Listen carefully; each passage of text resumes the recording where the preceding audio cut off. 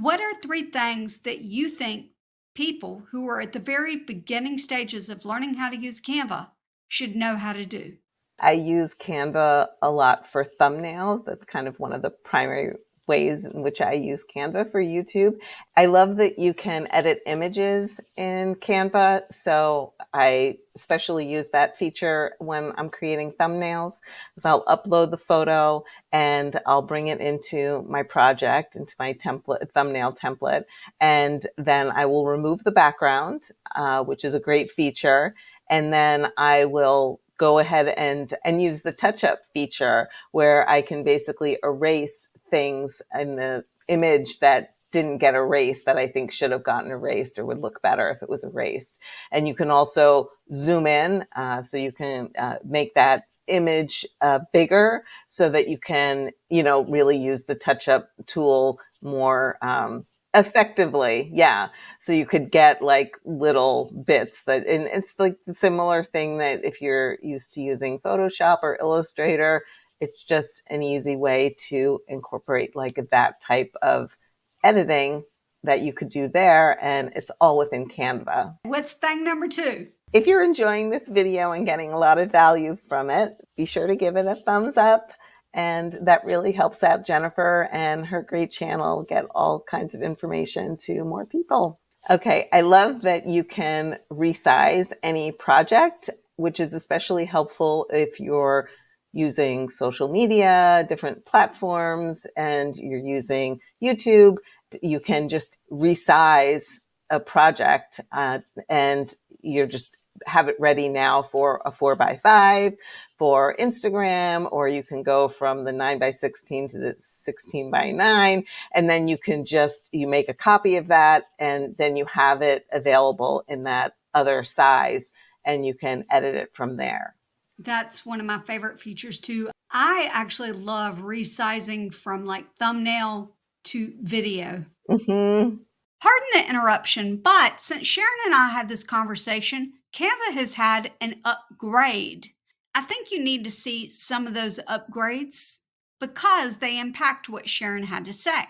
Sharon talked about the background remover, and that is a great tool. Basically, it allows you to remove the background. However, I may actually like this new feature even more. You click on Edit Photo, and you can click Magic Grab. This is a Canva Pro feature, just like background remover, but it allows you to remove the foreground from the background, and you can adjust the person for, say, your thumbnail and leave the background the same. I absolutely love this. The other thing she mentioned was resize.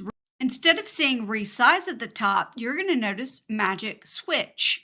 Resize is underneath magic switch because you can switch it to a new language. You can transform something into a doc, or you can resize this. So let's say that we wanted to do this as an Instagram post instead.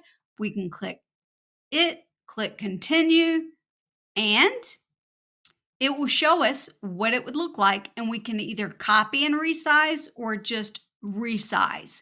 It depends. If you're just choosing one page of the document, then you would have to copy and resize. But for this, we're just going to resize it so that you can see what it would look like, and you may or may not need to adjust something on the page after that. But that is an update that you probably should know about. What's the third thing?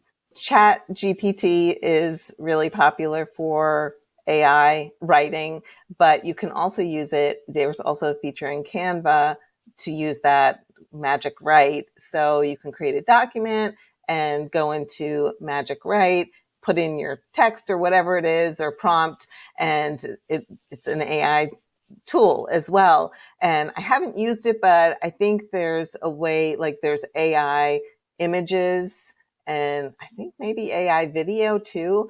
There are several AI tools other than the Magic Write. Yeah. Right. I want to show you a couple new things. When you click on a text box now, Magic Write will show up right above it. This is something that's new. Another thing that's new is that you can click on this and click on Apply Brand Voice.